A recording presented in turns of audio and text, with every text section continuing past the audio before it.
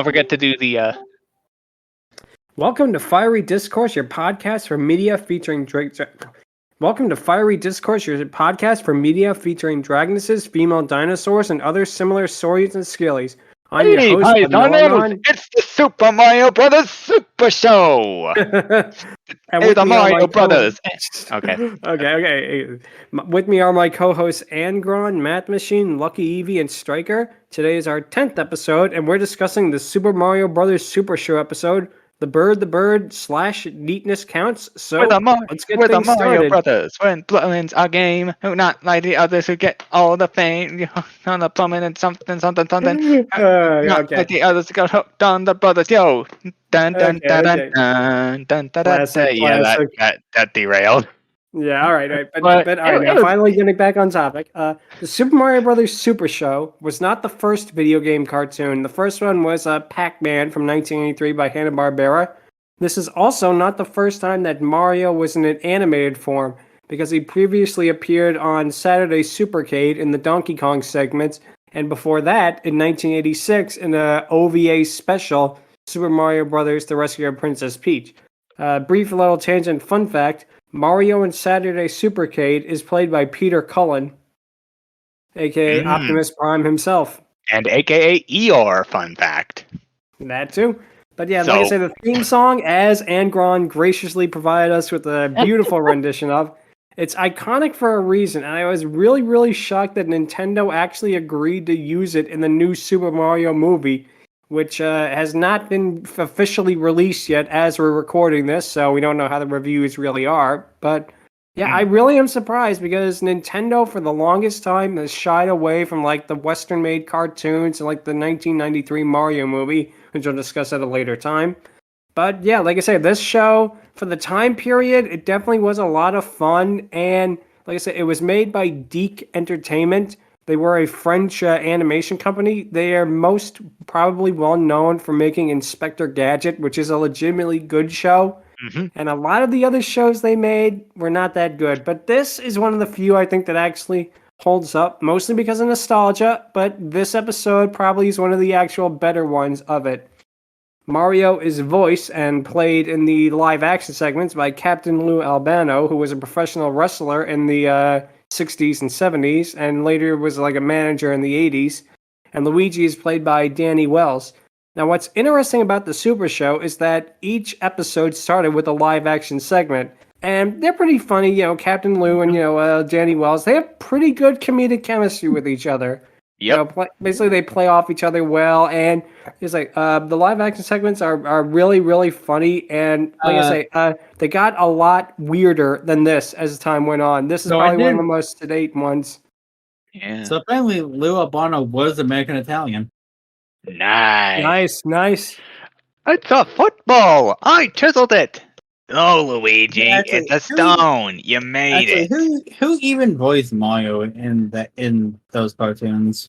Well, in this cartoon, it actually was Captain Lou Albano and Danny Wells doing it. They did not come back for the later Mario cartoons, although every single other, basically, voice actor from the animated segments would return. For some reason, I don't know.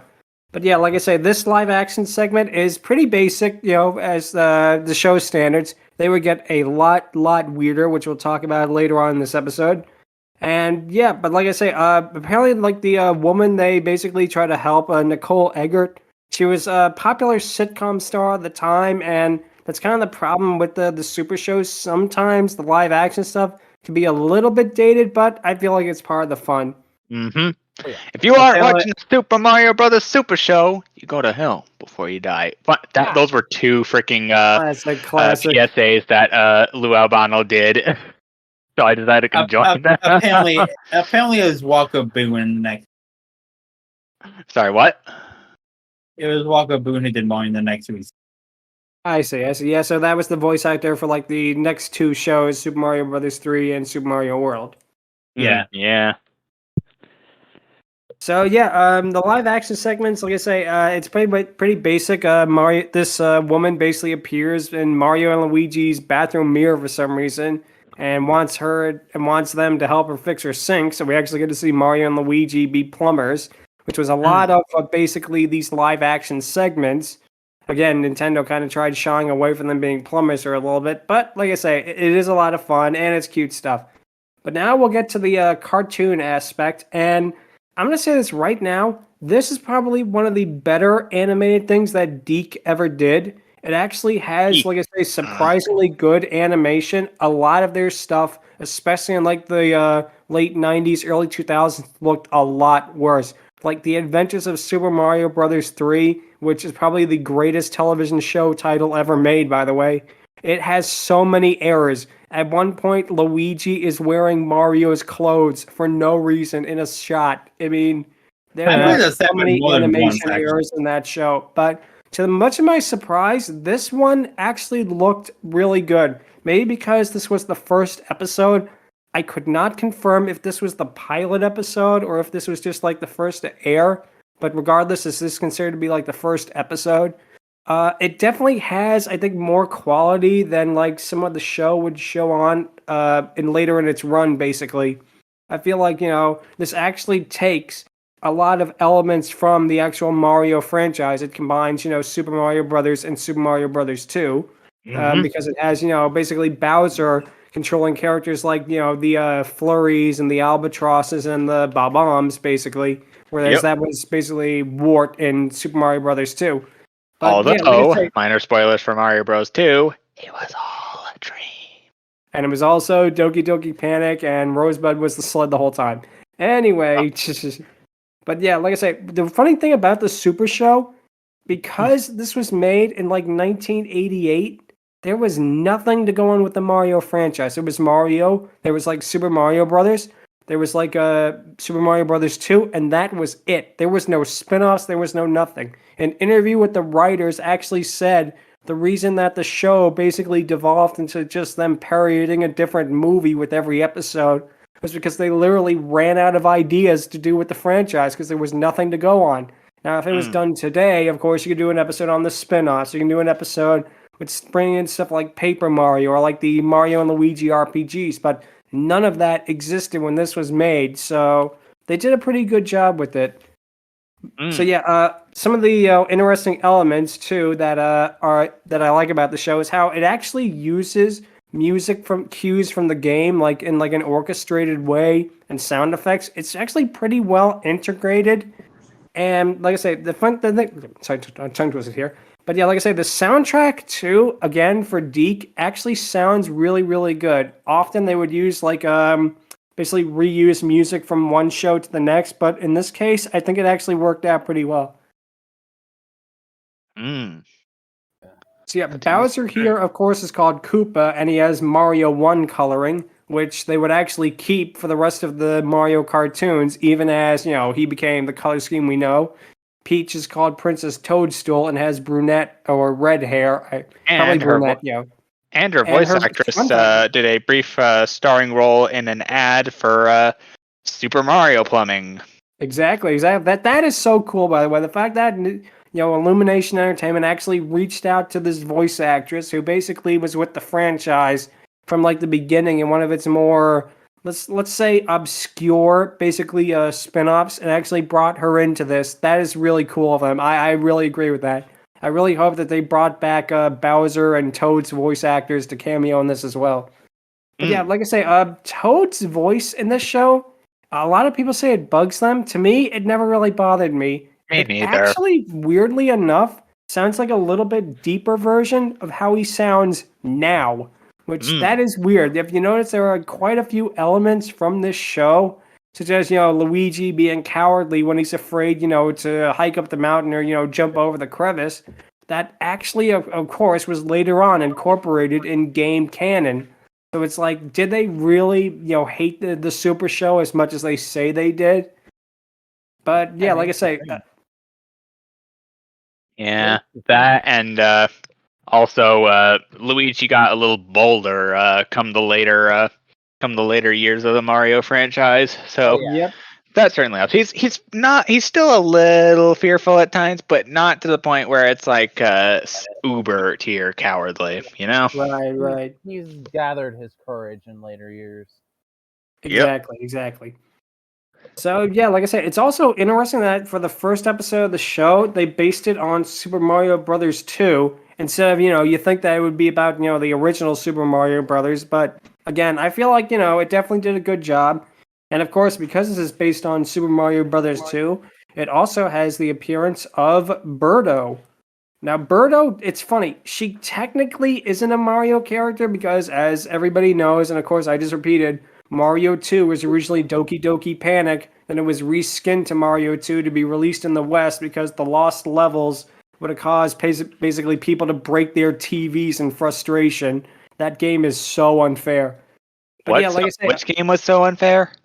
Super Mario Brothers: The Lost Levels. Oh yeah, real Super Mario Brothers 2, which was only released in Japan. But yeah, like I say, she was appeared, of course, in that, and then of course, then she became incorporated in the Mario canon. She would later have a predominant role in Wario's Woods as basically a heroic character, helping out Toad basically to defeat the monsters. And fun fact, and it's actually surprising that, believe it or not, that I don't know if this is a coincidence or if Deke actually noticed the mistake, because in the original copy of Super Mario Brothers 2, there is a famous blooper in the credits reel. Birdo is accidentally called Ostro, which is the name of another enemy, and they actually managed to kind of correct that here. So I don't know if they actually got word from Nintendo that her name was actually Birdo, or if they just figured it out themselves. But yeah, it's definitely an interesting color scheme for her, with the purples. The reason I think that is because the original Mario 2 has her kind of looking like that in the third stage. So I definitely think, they took it from that version, from like the later aspects of like the Super Mario Brothers 2, the original game. Also, a fun fact is that they actually managed to keep the bow on her, even though it's kind of invisible in the basically character design of the original sprite from the Mario 2.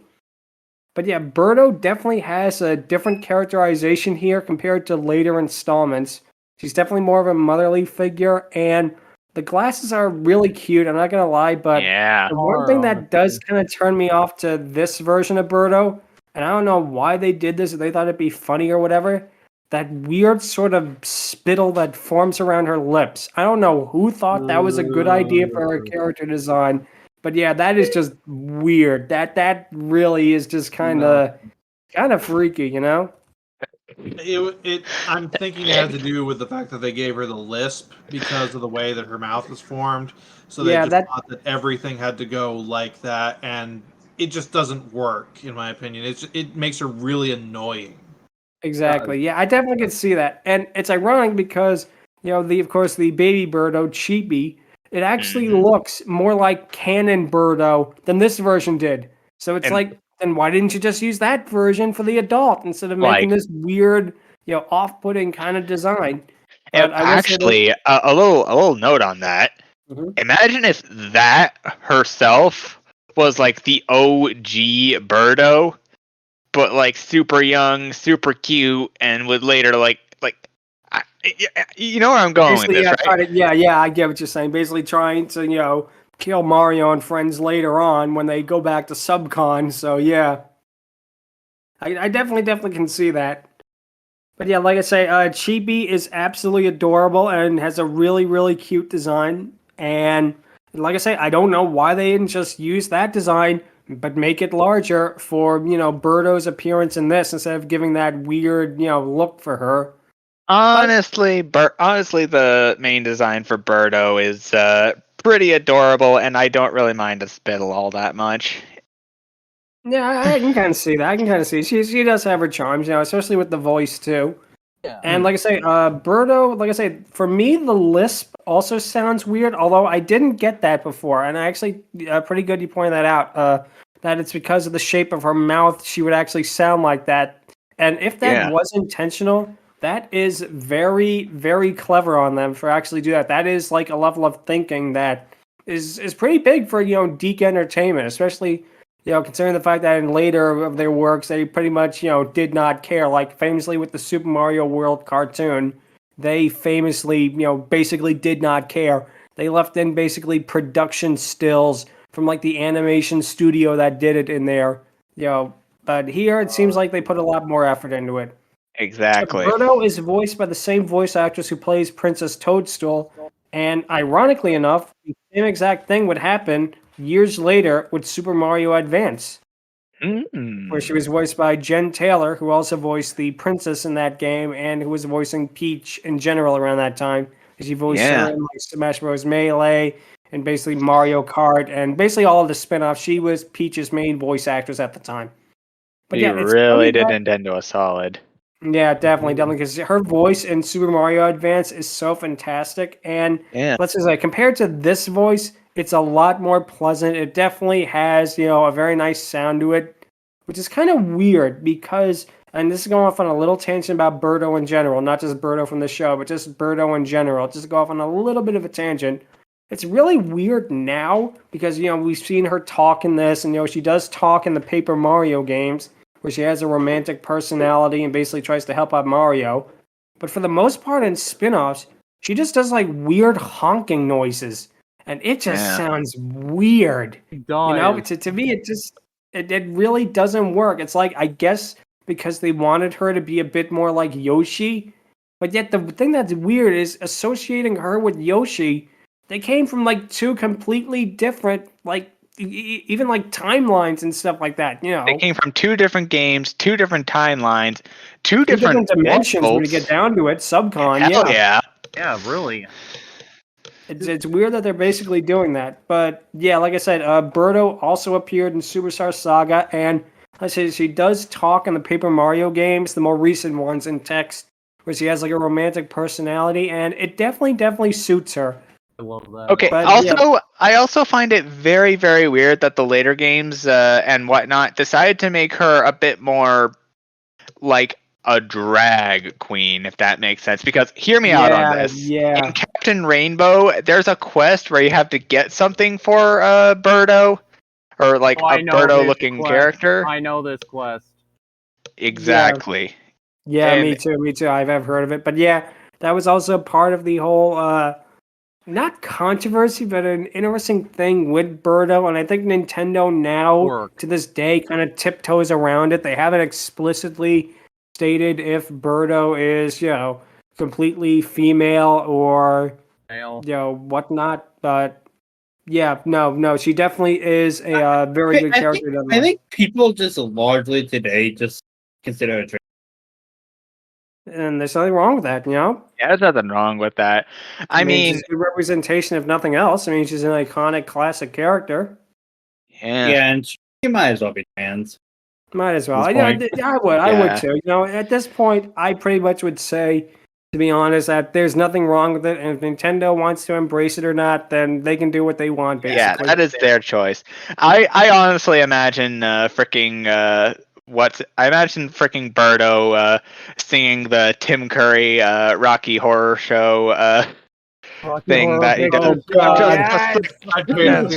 god, that would be a fun fan animation if someone could get on that. That would be a lot of fun. Yes. Oh god, that would be fun. I can almost imagine it in Birdo's like buzz voice. Honking noises, yeah. But getting back to this though, is that it's interesting how they took some elements from the game and some from not, because of course the flurries are working for Bowser and stuff like that. And for example, the properties of the fire flower is different. And also, Birdo does not shoot eggs out of her mouth in this episode. She defeats basically Koopa by throwing turnips at her with Toad. So it's basically, I don't know why they didn't do that. Maybe because they thought it would look weird in animation. Yeah, although, probably. Here was something that is interesting. Birdo showed up in other episodes of the Super Show looking much more like her canonic self, basically, and she was a more villainous character. Now, it's obviously not supposed to be the same Birdo from this episode, but it is interesting that, they decided basically to reuse the design without reusing the character, basically. I think what it was is because the Super Show really was made in an era where cartoons didn't really have continuity or anything like that. Every episode was meant to be kind of its own standalone thing, which, I mean, it does work, but at the same time, a Mario show that was actually kind of over-branching would have been a neat idea. But again, the problem was this wasn't the era for it, unfortunately. Okay, so apparently a bird that is in a later episode does shoot eggs. Yeah, no, I know that. That's yeah. So, like I said, they did that in a later episode, but not in this one, which is pretty weird. Like I said, it is interesting what they decided to pick and choose, with stuff like that. And yeah, it's also interesting because I guess they wanted to use Bowser because he was more iconic at the time. Even though the weird thing is, at this time, there was only one game with Bowser and one game with Wart. The Frogman or Toadman, rather, from Super Mario Brothers 2. And that it's interesting that out of the two of them, they chose the older villain. You think they'd rather would have chosen Wart, basically as a promotional tool for Super Mario Brothers 2, because, let's face it, this was basically, as much fun as it is and as enjoyable as it is, you gotta kind of face facts and realize this was sort of a commercial in its own way, but it is a fun show. It is, a lot of fun, and it definitely was a creative one. And I think it holds up mostly because of nostalgia, but out of all of the three, basically, Mario cartoons, this far and away is the best one. It's probably the one that you can actually sit through, unironically, and if you turn your brain off, you're going to have a fun time. Whereas, if you ain't watching the Super Mario Bros. Super Show, you're a Goomba. Pretty much. I love it. I wonder if he had a script for it, if they just pushed him in front of the camera and said, say whatever. Kind of feels like that, especially the live action segments. I mean, that's what it was. And apparently, like I say, the one thing that's interesting, if you watch, like I said, the live action segments, you can see like Captain Lou sometimes freeze up in that, and Danny Wells would save the scene. He'd be like, "Oh, Mario, we gotta do we gotta fix the sync." Basically, trying to get it on track, basically, because and Danny Wells, he was actually an actor. He was in quite a few Canadian productions in that, and you could definitely tell that he was the one who basically, kept the thing going along. Not to say that Captain Lou isn't fantastic, because he was for the thing. He really, and the funny thing too, exactly, he really embodied Mario for a time period, because Charles Martinet actually said he got the role of Mario because he wasn't trying to copy Captain Lou. He said all of the other people in the audition were basically trying to do exactly what Captain Lou did here. That is very interesting. Man, that really puts things into perspective, Yeah, like I said, the live action segment in this episode ends on a pretty weird note, because apparently Nicole's party theme is that everyone has to go dirty, so they make her more dirty. And to be honest, it's weird, but as much fun as the live action part is, it is legitimately funny. I feel like the laugh track kind of distracts from it. It's just probably around the tail end of Hanna-Barbera using laugh tracks for their cartoons, which always was off-putting, believe it or not, because it's a cartoon. There is no audience. Who's laughing? But here, even though it's a live action segment, it still has that strange feeling. A laugh track for a cartoon can't be a bad thing so long as it's done well enough. Exactly. Yeah, exactly. But here, I feel like the laugh track really just kind of takes you out of it. I feel like if there's a way you could edit it to remove the laugh track, it would flow a little bit better. But yeah, like I say, the live action segments, they got weird. They got really, really weird. One of them was Mario and Luigi have to fight an evil computer that wants them to eat the pizzas it makes. Mario and Luigi are confronted by the ghost of George Washington. Mario and Luigi have to fix a steamer for an army sergeant. Basically, Mario and Luigi basically have Mikhail Gorbachev coming to their plumbing thing and have to make him a pizza. I mean, they just got so weird with it. And I know Mario and Luigi meet the Heavy and Demo Man. Yeah, he was a voice actor. That was a fun thing too. Gary Short was into live action. A live action actor. Yeah, sorry, not a voice actor. The voice actor for Heavy and Demo Man. He was actually in a few episodes of the Super Mario Brothers Super Show in the live action portions. Also, because this is made by Deke, there is also a segment where Mario and Luigi meet Inspector Gadget, which is actually the first live-action portrayal of Inspector Gadget. beating Matthew Broderick's by about 11 years or so. Oh, dang. That's interesting. Yep. Whew. And Go-Go like I Gadget said, cameo. Sorry? Go-Go Gadget cameo. Nice. Apparently, like I say, a lot of celebrities wanted to be on the show. That's why they actually got a lot of special guests as basically the show went on. And the crazy thing is, the show was a success. It was not a ratings flop. It, basically, it actually got pretty decent reviews according to like publication of the time. According to an interview with Danny Wells, Nintendo was against the Super Show from the start. And even though, again, it was like almost like a #1 show in the TV ratings, that Nintendo refused to let them do a second season. So they basically had to retool it to The Adventures of Super Mario Bros. 3 and get rid of the live action segments. Which I feel is a shame because it's funny with these video game based cartoons, which we'll get to in a minute. But with these video game cartoons, a lot of the companies behind them didn't like them. Nintendo didn't like the Mario and Zelda cartoons. Sega did not like the Western Sonic cartoons.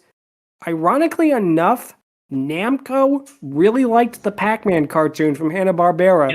Enough that they actually made Pac-Land as an adaptation of the basically Pac-Man cartoon that was on TV at the time. So that's ironic that Namco actually enjoyed it. Not liking the Zelda cartoon. Sorry, what? Especially with how they portrayed Link. Yeah. Excuse me, princess. Yeah, he's literally just a guy who wants to get a kiss from Zelda. Exactly. Oh, gosh. It definitely was made. Well, again, I don't even think Zelda 2 existed. There was only the one Legend of Zelda game and no more, right?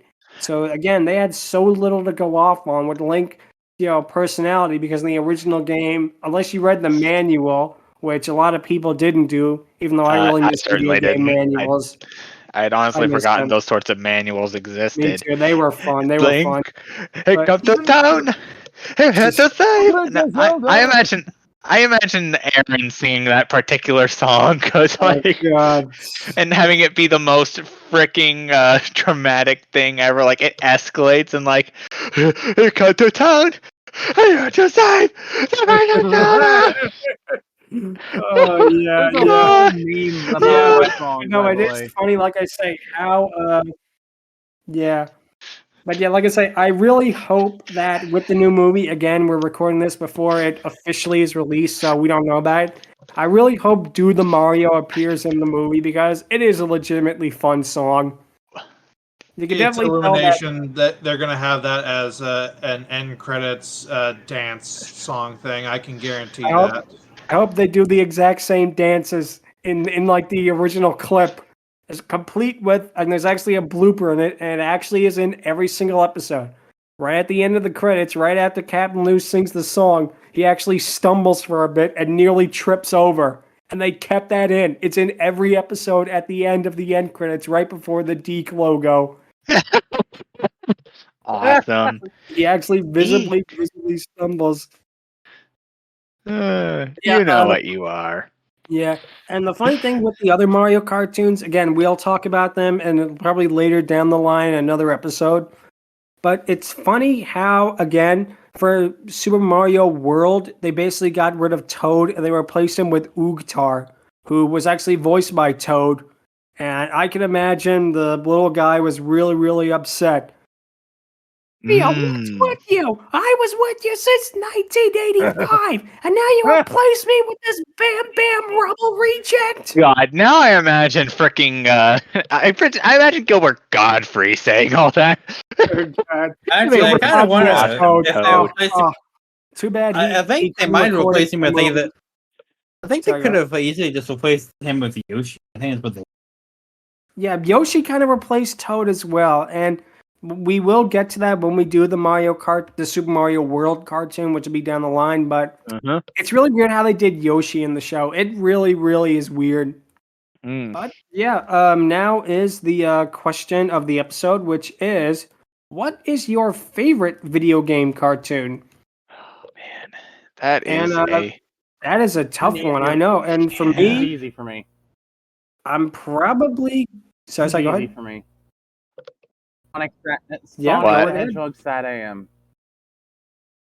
That is true. Yeah, I figured that would be a good response because it actually took Sonic and made it serious. It actually took something that, and again, you had the other show, The Adventures of Sonic the Hedgehog, which, let's be real, is probably best remembered because Robotnik's performance in that show. He is fantastic in that one. But this too has Jim Cummings play him. And he does a phenomenal job, basically Robotnik and Satam. And again, ironically, Sega did not like it at all, but it's a shame because they did do a very good job with it. I feel like Saturday AM left out.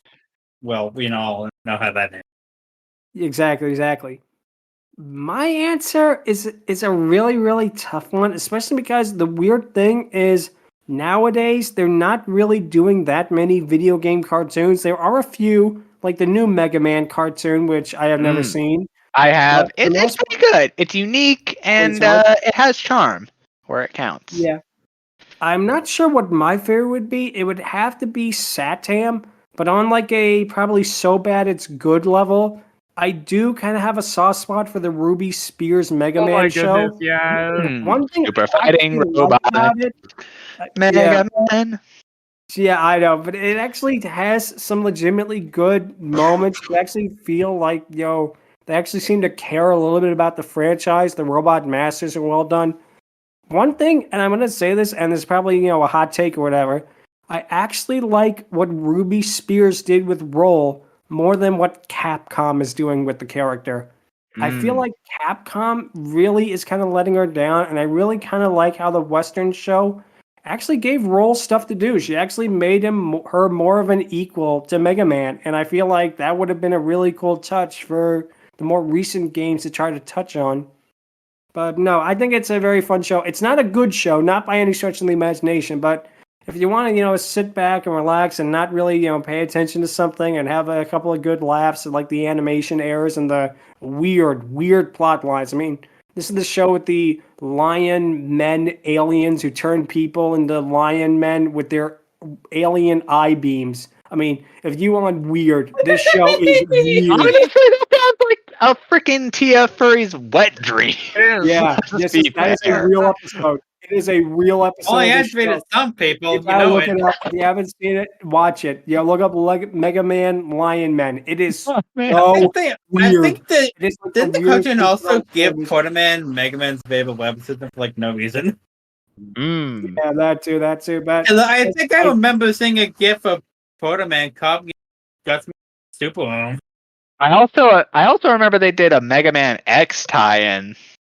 Yeah, because the game, and if they got a second season, they would have done more episodes with Mega Man X, flashing from this Mega Man's adventures to Mega Man's X adventures, which definitely would have been interesting. I would say that, but honestly, sadly, again, that beat Mega Man Maverick. Sorry. Sadly, again, that show was not a hit. Even though I haven't heard Capcom say anything positive or negative about it, it did not do good in the ratings. Yeah, I also nothing will ever really beat Mega Man Maverick Hunter X for me though. That is peak Mega Man. Not gonna lie. I watched based on Mega Man when I was a kid. I forgot what it was though. Mega Man Upon a Star. Was it the Battle Network? I think it was the Battle Network one actually. Oh, I remember the Battle Network one. I got through the original. I think I remember that too. Wasn't the what was the other kid character? I don't remember that. Lan Hikari. Yeah. Man, it's been a while since I've seen that. It has been a very, very long time. Yeah, I got up to Access, but ultimately lost interest after a while. It's a good show, but I ultimately kind of lost the Mega Man.exe sort of thing after a while. It's a great show. I recommend it, but I don't know. That's just me.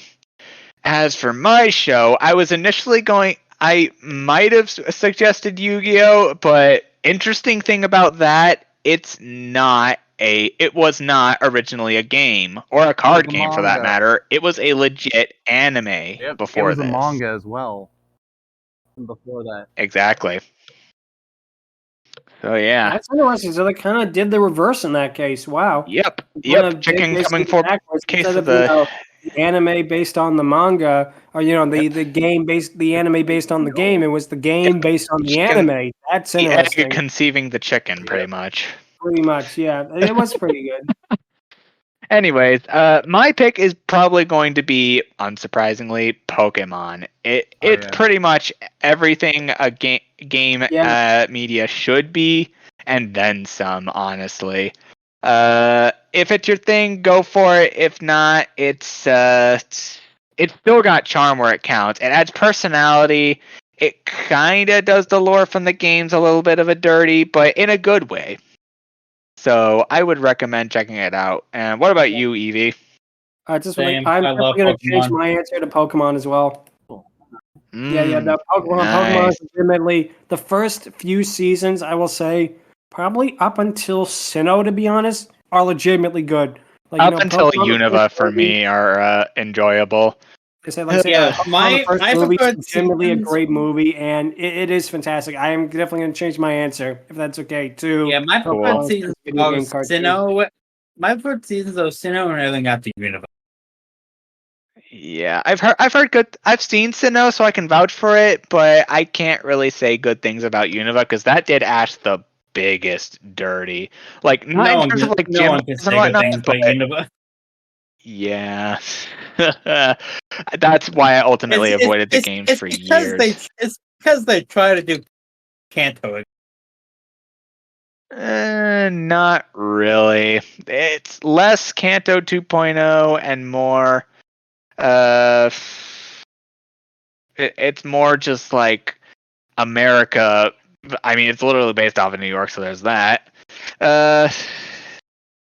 So it's pretty much more like they were getting out all the lead at that point. They were like, "Oh, it sucks. He needs to grow up. He needs to, it just did not sit well with me." Iris was the biggest offender of that, and Silent, and honestly, we give flack about Brock and Casey. I feel Silent was not warranted or deserved for that role. You mean Tracy? I was about to say that. No.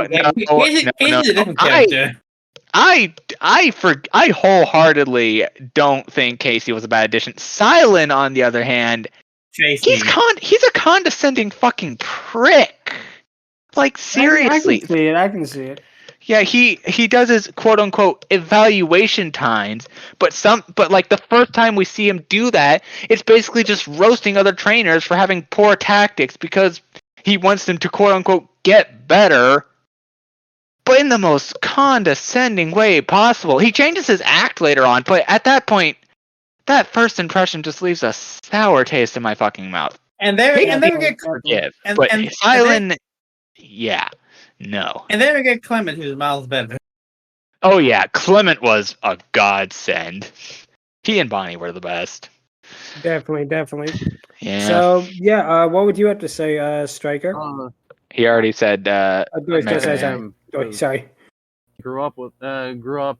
I actually rented it from Netflix at one point back then when they were doing DVD rentals, and it just blew me away. No. Yep. So, LuckyEevee, what would you have to say? Did say Pokemon. All right. Nope. So that's pretty good. All right. Now it is time for the patent pending Dragoness Scale. Wait. We skipped over math. Oh, I'm sorry. I'm so sorry. Whoops. Sorry about that. Sorry about that. What about you, Math? What's your favorite? Okay, go ahead. All right. For as much as I like old school shows like Pokemon, and for as much as a bunch of the newer shows have actually been really good, like Arcane and Castlevania, I actually have to say the Cuphead show is my favorite. Oh, I am a really big true. fan of old school animation, and that show has it down to a T. Exactly. I completely forgot about the Cuphead show. Wow. That is, I do not know how I completely forgot about it, but yeah. No, they definitely have like the Fleischer style, that they are basically the perfect. I also forgot about they do it. Castlevania. That But too. yeah, That too. also Dante's Inferno. Oh yeah, Dante's Inferno. Right. They had that CGI movie, didn't they? I remember that now. No. They had an actual animated show on Amazon Prime. Oh, nice. I didn't know. I thought you were talking about like the animated movie. That's the only thing I've seen of it. But no, that is cool. But yeah, no, Cuphead. Wow. How did I forget about that? Jeez, wow. If they ever redo Popeye, and I mean properly redo Popeye, not whatever the hell that YouTube short series was that was just bizarre. That was Jendy Tartakovsky doing that, and I'm honestly all for that. It's unique. No, not the movie. They had a series of Popeye shorts on YouTube. They all speak like a weird gibberish. Popeye, instead of smoking a pipe, has a whistle in his mouth. They don't beat each other up. It is weird. It is really weird. They made it too kid friendly. They made it too safe. Yeah. But if they ever go back to like the OG Popeye, they gotta get these guys to do it. If they ever bring back Betty Boop, they gotta get these guys to do it. These guys are probably like reincarnations of the Fleischers. They are so good. It is so amazing how well they basically copy that style. What's up? Sorry? I saw the picture of what you were talking about. Yeah, pretty bad, huh?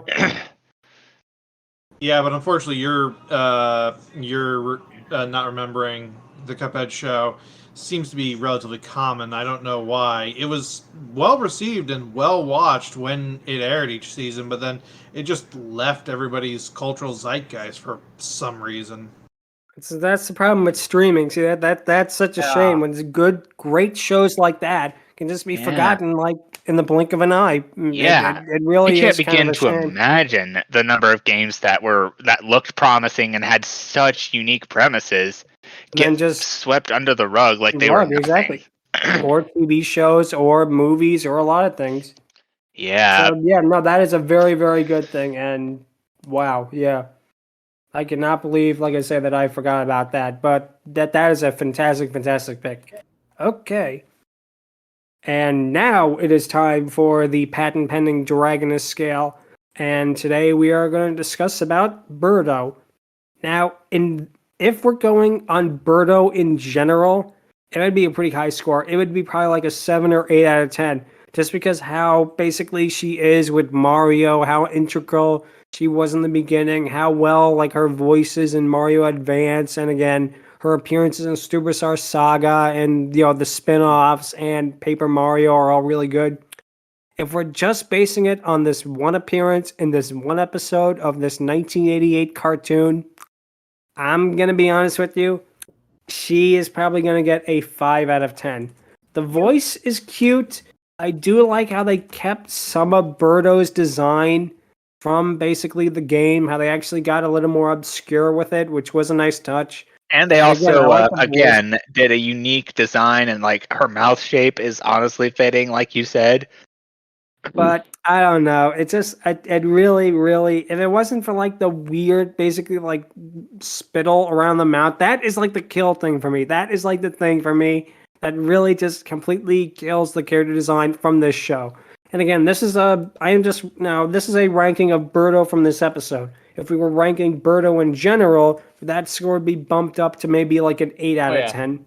Okay. I would honestly do just 6 or 7 out of 10 across the board for Birdo. Like the Mario Bros. Super Show included. Because like I get why the spittle does it for you, doesn't do it for you. Sorry. It doesn't really bother me that much, actually. It's just, I mean, it works for the most part because of her mouth shape and overall just what she is. And Birdo in general is fascinating. Not my top favorite character. Why I'm not ranking her any higher. But in terms of the Super Show and just overall the lore and stuff surrounding her, just makes it really makes her a really fascinating case study, to say the least.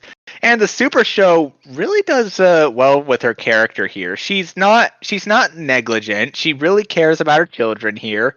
She wants them to live, and she really treats Toad like.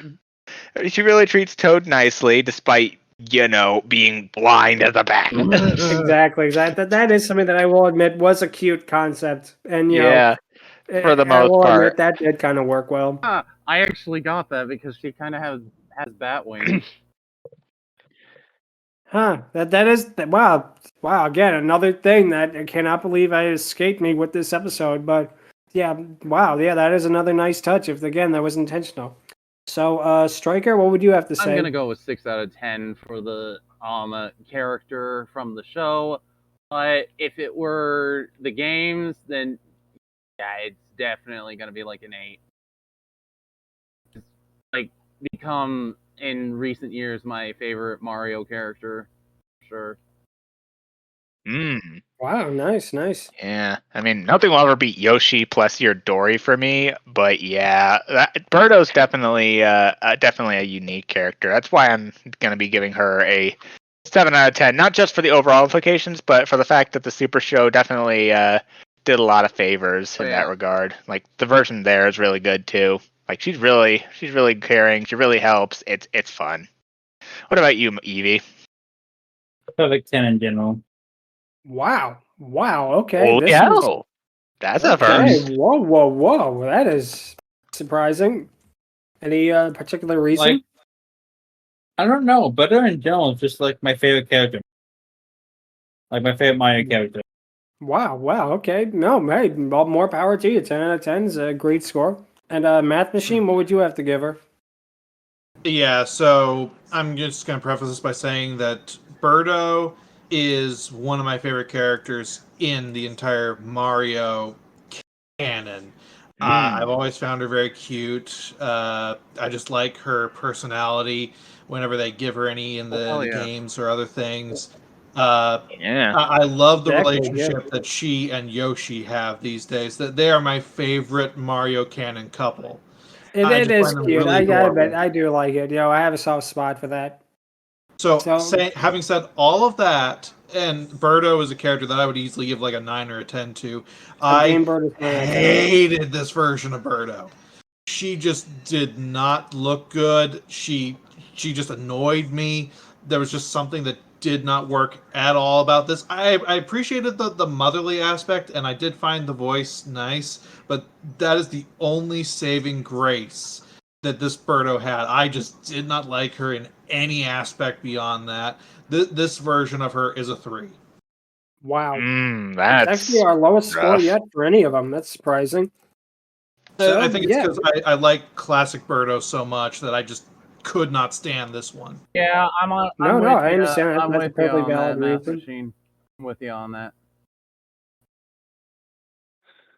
All right. So if you have any questions or if you want to compare Toad impressions, you can feel free to email us at fierydiscourse@outlook.com, or you can follow us on Twitter on twitter.com/fierydiscourse.